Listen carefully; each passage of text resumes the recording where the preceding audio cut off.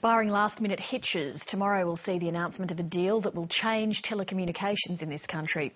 The complicated $11 billion contract has Telstra signing over its fixed-line monopoly to the national broadband network. That'll allow construction of the most ambitious fibre-optic broadband network in the world. Regulators and Telstra shareholders still have to clear it, but if the deal goes ahead, it'll cement the federal government's arrangement with Telstra and the NBN. That raises the question, is it now impossible for the NBN's political opponents to stop it? Greg Hoy reports. Rolling cable. In northern Sydney, Prysmian Telecom is manufacturing fibre optic cable for the national broadband network that it's hoped will carry all fixed-line telecommunications traffic to 93% of Australian premises for the foreseeable future. We can't afford not to do it. Communications and connectivity is so critical for our growth as a country. It's reasonable to assume that that fibre investment will last for many decades, many decades. That is, cable contractors say, pests permitting. Certainly rodents are one issue in Australia. Both urban rats and native rats can be a problem. They do tend to like the cables, and one of the things that we have to do is to rodent protect the cables. And protection against political threats also remains, it seems, a major priority. The proposition that the NBN is a fait accompli, that is a fantasy. On the count of three. But as the NBN rollout gains momentum, with more and more contracts being signed and the historic $11 billion truce expected tomorrow with Telstra to lease its wholesale infrastructure and gradually move its customers to the NBN, plus a simultaneous deal with Optus to do the same, is the broadband network reaching a critical point of no return for its supporters and detractors? I would hope that we are at a point of no return already. Certainly with each step that's taken would strengthen that position, that point of no return.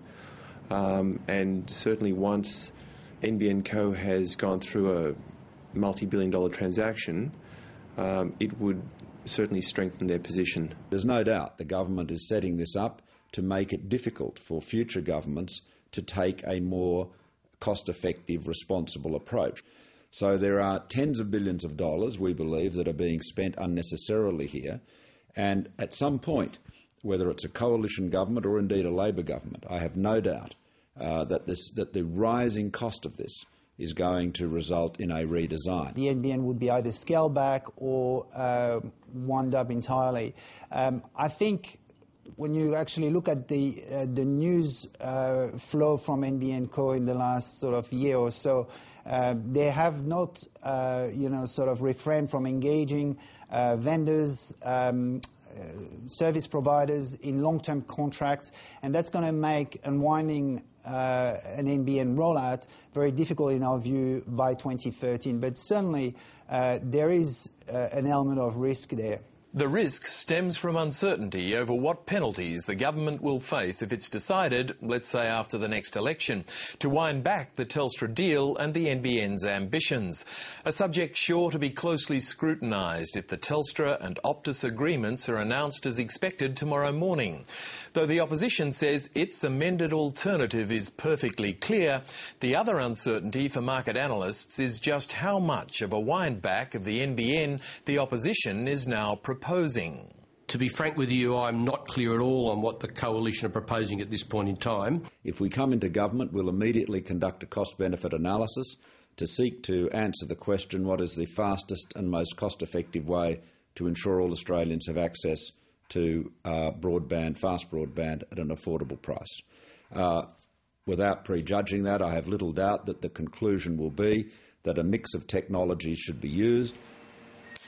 The sensitivity will be who gets fibre and who misses out. But another sensitivity for government tomorrow will be its directions on the regulation of Telstra's network over the 10-year transition to the NBN. If the take-up of the NBN was not as high as the business plan indicated that they thought it would be, then we could potentially face higher prices. So our concern is really that particular issue, that the services are cost-effective in world terms, because we are actually in a world situation commercially that we compete, our businesses compete with people in every part of the world today.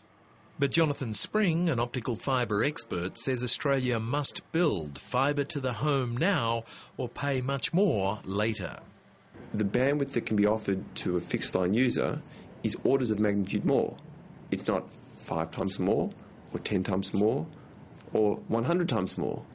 Over time you can have 1,000 times the bandwidth or more than that. So those people who make bold statements about bandwidth being offered that will never be used, I think history is littered with those sort of statements being proven wrong. The pros versus the costs. It's an argument sure to intensify tomorrow. The whole idea in telecoms reform over the last 2 decades has been to break down and privatise the government monopolies and enable competition with it, so that you do get effectively the benefits of trade and benefits of competition and lower prices. Now, the government is turning the economic reform clock backwards decades with the NBN.